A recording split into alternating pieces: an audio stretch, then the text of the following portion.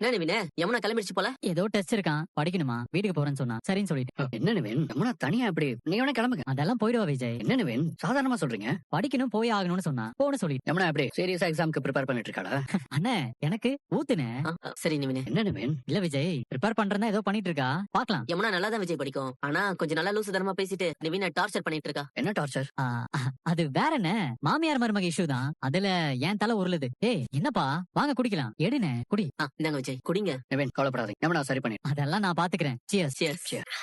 எப்படி விஜய், எப்படி இவ்வளவு பெரிய முடிவு எடுத்தீங்க?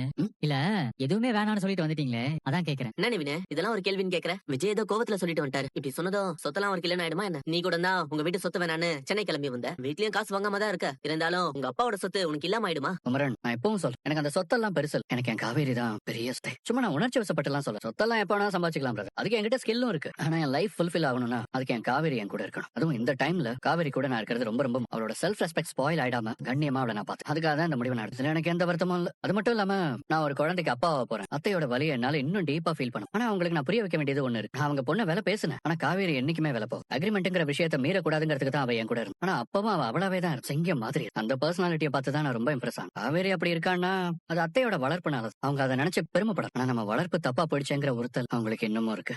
இப்ப எங்களை மனசார ஏத்துக்கிட்டேன்னு அவங்க வெளியில எவ்வளவுதான் சொன்னா